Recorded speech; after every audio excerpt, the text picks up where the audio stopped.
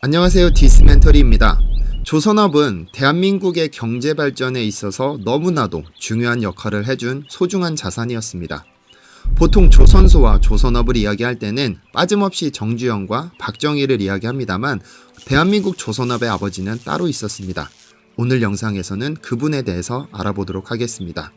편의상 님이라는 글자는 빼도록 하겠습니다. 1950년 6월 25일 새벽 4시 하늘이 무너지는 폭발음과 함께 6.25 남북전쟁이 시작되었습니다. 북한은 남한이 모두가 잠든 새벽을 틈타 일방적으로 남한을 쓸어내리기 시작했고 서울에서 대전으로, 대전에서 대구로 밀렸다가 가까스로 부산을 임시 수도로 정하게 됩니다.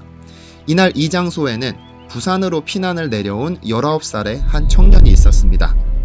당시 부산 앞바다에는 미국과 영국의 군함선 및 수송선이 가득했고 이 청년은 생각합니다. 바다를 지배하는 나라가 세계를 지배하는구나. 나는 배를 만들어서 한국을 도와야겠다. 이 소년이 바로 신동식입니다. 서울대학교를 졸업하고 조선소로 취업을 원했지만 한국에는 조선소가 없어 불가능했습니다. 우연히 스웨덴의 코큐이라는 조선소를 알게 됐고 배를 만들고 싶다며 무작정 편지를 썼습니다. 그리고 놀랍게도 숙소와 비행 경비를 모두 대줄 테니 스웨덴으로 와서 기술을 배우라는 초청장을 받았습니다. 신동식은 낮에는 철판을 자르고 용접을 배웠습니다. 밤에는 설계도를 보고 주말에는 공과대학 교수와 함께 하루 종일 토론하면서 미친 듯이 배에 대해서 배웠습니다. 어느 정도 스웨덴 생활이 익숙해질 무렵 영국의 한 선박회사에 설계 기사로 지원했는데 덜컥 합격해버렸습니다. 그리고 영국으로 갔죠. 당시 선박회사의 주인이었던 하디와 토비는 열심히 일하는 신동식을 너무나 좋아했고 조선업과 관련된 거의 모든 사람을 소개해줍니다. 그리고 2년 뒤 영국의 로이드 선급협회의 국제검사관으로 임명됩니다. 1760년 창립된 로이드 선급협회는 전세계 선박의 설계와 건조 과정을 감독했는데 로이드 검사관들의 승인하지 않는 선박은 건조될 수도 없었고 운항할 수도 없었습니다. 미국이 자체적으로 설립한 미국 선급협회와 함께 전 세계에서 가장 막강한 영향력을 행사하고 있죠. 26살에 아시아 최초의 국제검사관이 된 것입니다.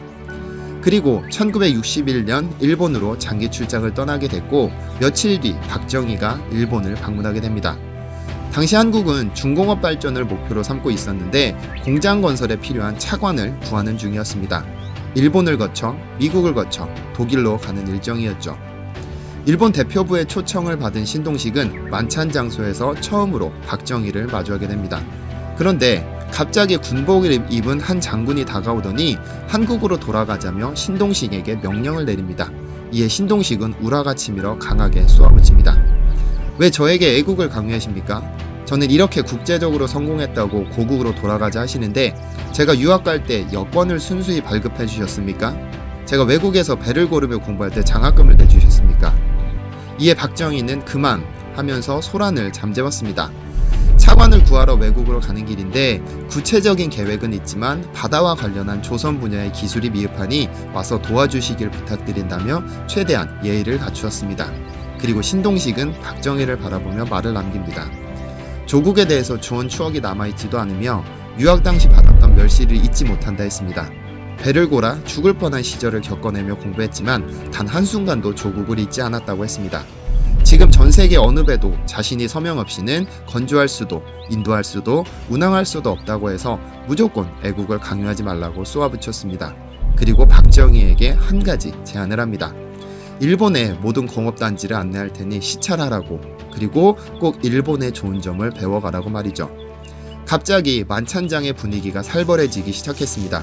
지금껏 그 누구도 박정희에게 명령할 수 없었고 감히 방문 일정을 조정하라고 할 수도 없었습니다. 이에 장군들의 표정이 일그러지며 소요가 일었는데 박정희가 단 한마디를 남깁니다. 분위기 시끄럽게 만들지 마시고 일정을 조정해서 이 청년과 함께 둘러보고 합시다. 신동식은 이때 박정희에게 완전히 매료되었으며 1965년 드디어 한국으로 귀국하기로 결정합니다. 미국 대통령이 비행기를 마련해서 타고 왔는데 돌아갈 때 자리 한 개 남겨둘 테니 함께 가자는 박정희의 그 한마디에 로이드 선급협회를 그만둔 것이죠. 한국에 돌아온 그는 경제수석 비서관이 되었지만 이미 1961년부터 제1, 2차 경제개발 5개년 계획 중 해사산업발전 종합계획을 제안하기도 했습니다. 그리고 1969년 엄청난 반대를 무릅쓰고 조선소 건설의 필요성을 대통령에게 보고합니다.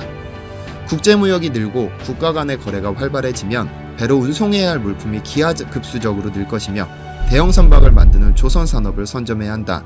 우리가 먼저 지으면 나중에 세계 최고의 조선 국가가 될 수 있다며 조선소의 필요성을 강력하게 피력했습니다.